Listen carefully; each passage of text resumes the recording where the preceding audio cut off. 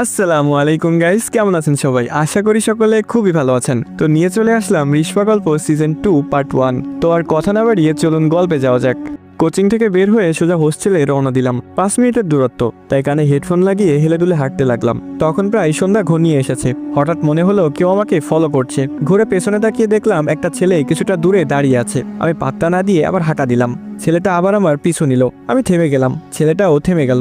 এবার মনে একটু খটকা লাগলো। আমি কান থেকে হেডফোনটা খুলে ব্যাগে রেখে ছেলেটাকে হাতের ইশারায় ডাক দিলাম। সাথে সাথে এসে আমার দিকে এগিয়ে আসতে লাগলো। ছেলেটা আসুক, এর মাঝে আমি আমার পরিচয়টা দিয়ে দিই।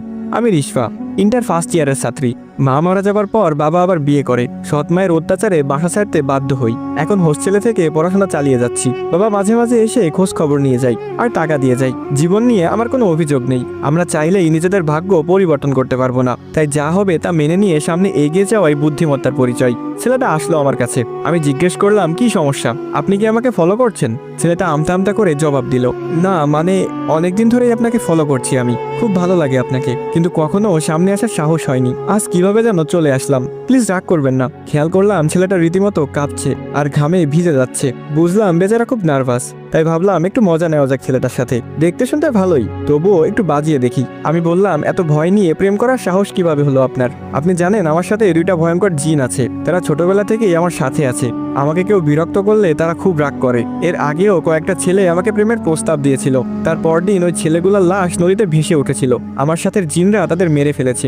এখন আপনি যদি মরতে চান তাহলে আমি আপনার সাথে প্রেম করতে রাজি আছি। ছেলেটা একটু ঘাবড়ে গিয়ে বলল, এগুলো আপনি মজা করছেন তাই না? আমি যেন আপনাকে ফলো না করি সেই জন্য আমাকে ভয় দেখাচ্ছেন। আমি একটু রাগি রাগি ভঙ্গিতে বললাম, ওই মিয়া, আপনি কি আমার বেয়াই লাগেন? মজা করবো কেন? বললাম যে আমার সাথে প্রেম করতে হলে মরতে হবে। এই মুহূর্তে আমি দেখতে পাচ্ছি জিন 2জন আপনার পেছনে ঘোরাঘুরি করছে। আমি ইশারা দেওয়ার সাথে সাথে আপনার ঘাড় মটকে ফেলবে। ইশারা দিব নাকি বলেন? দিলাম কিন্তু। ছেলেটা কোনো মতে স্যান্ডেল নিয়ে উদুম দৌড়। আফা মাফ করে দেন বলে পিছনে ফিরে তাকানোর সময় নেই। আমি হাসতে হাসতে গড়াগড়ি খাওয়ার অবস্থা। হঠাৎ একটা ঠান্ডা বাতাস এসে আমার পুরো শরীরটা শীতল করে দিল। মনে হলো যেন আমার শরীরে কেউ বরফ ঢেলে দিয়েছে। এরপর যখন আমি সামনে যেতে চাইছিলাম, ঠিক তখন একটা কালো বিড়াল আমার সামনে দিয়ে খুব দ্রুত রাস্তার এপাশ থেকে ওপাশে চলে গেল। আমি একটু ভয় পেলাম। বিড়ালটা রাস্তার পাশে একটা ঝোপের ভিতর গিয়ে কেমন এক অদ্ভুত আওয়াজে ডাকতে লাগলো। মনে হচ্ছে যেন কোনো ছোট বাচ্চা কান্না করছে। আমি যখন থেকে বুঝতে শিখেছি তখন থেকে সৎমায়ের অত্যাচার সহ্য করতে করতে একরকম পাথরের মতো হয়ে গিয়েছি। সে সবসময় আমার মৃত্যু কামনা করত। আমি মরলেই নাকি তার সংসারে সুখ শান্তি ফিরে আসবে। এসব শুনতে শুনতে আমার মনে ভয় ডর কিছুই লাগে না। আর ভূত প্রেত এসব বলতে কিছুই নেই। এগুলো শুধুই মানুষের মনে কল্পনা করা একটা জগৎ।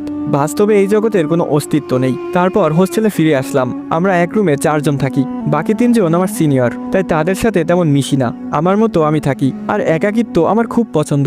একাকিত্ব যে আপন করে নিতে পেরেছে তার চেয়ে বড় সুখী মানুষ এই পৃথিবীতে আর কেউ নেই। রাতে খাওয়া দাওয়া করে বই নিয়ে বসলাম, কিন্তু আজকে যেন ঘুম আমার উপর ক্রাশ খেয়েছে। বসে থাকতে পারছি না। কখন যে বইয়ের উপর মাথা রেখে ঘুমিয়ে গিয়েছি বলতে পারবো না। আমি একটা ফাঁকা মাঠে দাঁড়িয়ে আছি। দূর দূরান্ত পর্যন্ত একটা গাছপালাও নেই। আমি ক্লান্ত চোখে চারপাশে তাকাচ্ছি। হঠাৎ আমার চোখ গেল আমার পেছন দিকে। সাদা পোশাক পরা 2 জন লোক একটা মেয়েকে কবরের মতো একটা গর্তে নামাচ্ছে। মেয়েটা চিৎকার করে আমাকে বলছে, রিশপা আমাকে সাহায্য করো, ওরা আমাকে মেরে ফেলছে, আমাকে বাঁচাও। একটা বিকট শব্দে আমার ঘুম ভেঙে গেল। তার মানে এটা স্বপ্ন ছিল। খেয়াল করলাম যে শব্দে আমার ঘুম ভেঙেছে সেটা অ্যাম্বুলেন্সের সাইরেন। তখন প্রায় ভোর হয়ে গিয়েছে। তার মানে টেবিলের উপর মাথা রেখেই সারা রাত ঘুমিয়েছিলাম আমি। অ্যাম্বুলেন্সের শব্দ যেন থামছেই না। এত বিরক্ত হলাম যে বলে বোঝাতে পারবো না। শব্দটা আমাদের বিল্ডিং এর নিচ থেকে আসছে। আশ্চর্য ব্যাপার হলো আমার রুমের আপুরা দিব্যি নাক ডেকে ঘুমাচ্ছে। আমি তাদেরকে ক্রুক্ষেপ না করে ভাবতে লাগলাম, এত সকালে অ্যাম্বুলেন্স কেন বিল্ডিং এ? কেউ মরলো নাকি? বিরক্ত নিয়ে ব্যালকনিতে যাওয়ার জন্য হাঁটা দিলাম। দেখি সকাল সকাল অ্যাম্বুলেন্স কেন আসলো। ব্যালকনিতে গিয়ে দেখলাম একটা অ্যাম্বুলেন্স দাঁড়িয়ে আছে নিচে, কিন্তু সেখানে কোনো মানুষজন নেই। অ্যাম্বুলেন্সের সাইরেন এখনো বেজে চলেছে। কিছুক্ষণ পর অ্যাম্বুলেন্স থেকে 2 জন সাদা পোশাক পরা মানুষ নামলো। আরে এমন 2 জন লোককে কোথায় যেন দেখেছি মনে হচ্ছে। একটু মাথা কাটাতেই মনে পড়লো কিছুক্ষণ আগে এমন 2 জন লোককে স্বপ্নে দেখেই তো ঘুম ভাঙলো আমার। এখানে আসলে কি হচ্ছে? আমি এক নজরে তাকিয়ে আছি সেদিকে। তারা 2 জন গিয়ে গাড়ির পেছনের পার্টটা খুলে খুব যত্ন করে একটা লাশ নামালো, সাদা চাদর দিয়ে ঢাকা। আমি এখনো বুঝতে পারছি না আসলে লাশটা কার। সেখানে অন্য কোনো মানুষও ছিল না। তারা লাশটা নামিয়ে 2 জন লাশের পাশে দাঁড়ালো, মানে একজন পায়ের কাছে আর একজন মাথার কাছে। হঠাৎ একটা দমকা হাওয়া এসে লাশের মুখের উপর থেকে চাদরটা সরে গেল। আমি চোখ বড় বড় করে তাকিয়ে আছি। এটা আমি কি দেখছি? আমার কলিজা শুকিয়ে গেল। এই লাশটা আর কারো না, বরং আমার লাশ।